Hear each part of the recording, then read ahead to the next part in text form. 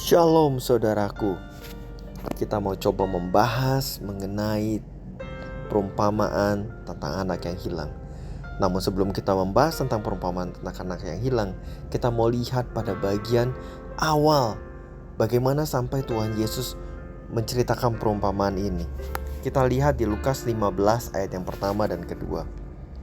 Pada saat itu Tuhan Yesus sedang bersama dengan para pemungut cukai dan orang berdosa. Para pemungut cukai dan orang-orang berdosa biasanya datang kepada Yesus untuk mendengarkan Dia. Ayat yang keduanya, maka bersungut-sungutlah orang-orang Farisi dan ahli-ahli Taurat.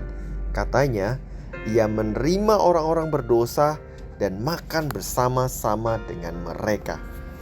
Tuhan Yesus saat pelayanannya di dalam dunia memang melakukan hal-hal yang ekstrim, berbeda sama sekali dengan para tokoh-tokoh agama saat itu. Para ahli Taurat, orang-orang Farisi yang menganggap dirinya bersih, menganggap dirinya rohaniwan, itu hanya mau bergaul dengan orang yang suci, yang bersih, yang dianggapnya selevel dengan dia. Nah, mereka tidak mau bergaul dengan golongan-golongan pendosa seperti yang Tuhan Yesus sedang lakukan hari ini, saat itu. Kalau bersama dengan golongan pendosa ini, mungkin para rohaniwan ini takut tertular ya, takut ikutan jadi najis dan kotor. Karena para pendosa ini, para pemungut cukai, para orang-orang yang dianggap berdosa saat itu sangat-sangat dihindari oleh para rohaniwan ini. Maka tidak heran sewaktu para tokoh agama ini, para ahli Taurat dan orang Farisi ini melihat Tuhan Yesus berkumpul, bukan hanya berkumpul, dia makan bersama, bergaul dengan golongan-golongan orang yang dianggap pendosa ini. Maka para tokoh agama ini bersungut-sungut dan dia mencibir perbuatan Yesus. Di Lukas 15 ayat yang kedua dia berkata, maka bersungut-sungutlah orang-orang Farisi dan ahli-ahli Taurat. Katanya, Ia, yaitu Tuhan Yesus, menerima orang-orang berdosa dan makan bersama-sama dengan mereka. Dan sewaktu para rohaniwan ini menanyakan, mengapa sih Yesus kok mau bergaul dengan para pendosa itu? Jawaban Tuhan Yesus sangat tajam dan menohok.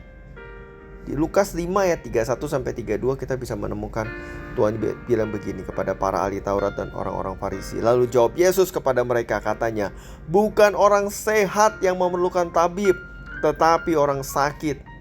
Aku datang bukan untuk memanggil orang benar, tetapi orang berdosa supaya mereka bertobat. Ya, ini sangat luar biasa. Tuhan Yesus lebih memilih bergaul dengan para pendosa ini. Mengapa? Karena Tuhan Yesus begitu mengasihi para pendosa. Tuhan Yesus menginginkan pertobatan mereka.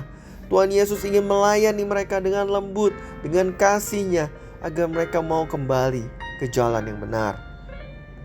Saat ini, bila kita ada di dalam golongan pendosa itu, kita merasa diri kita sangat berdosa, Tuhan Yesus mengasihimu. Dia mau engkau bertobat. Dia terus memanggil namamu untuk pulang kembali kepadanya, kembali kepada kebenaran.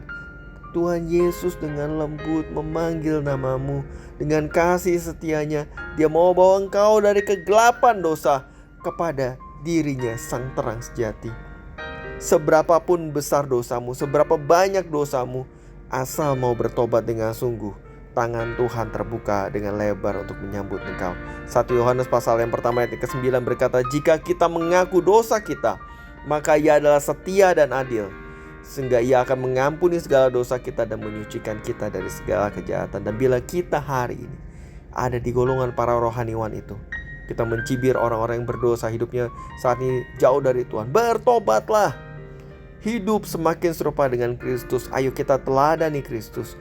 Kristus mau rendahkan dirinya, mau melayani yang terhilang, untuk mereka boleh bertobat dan balik padanya. Ayo kita teladani Kristus. Kita orang-orang percaya, berdoa untuk mereka, melayani mereka, menjangkau banyak jiwa, untuk mereka boleh datang kembali kepada Bapa. Kita menjadi teladan, kita siarkan Injil Kristus. Kita mau berdoa bagi mereka dan bersiap, siapa tahu kita menjadi jawaban atas doa-doa mereka. Saatnya berubah.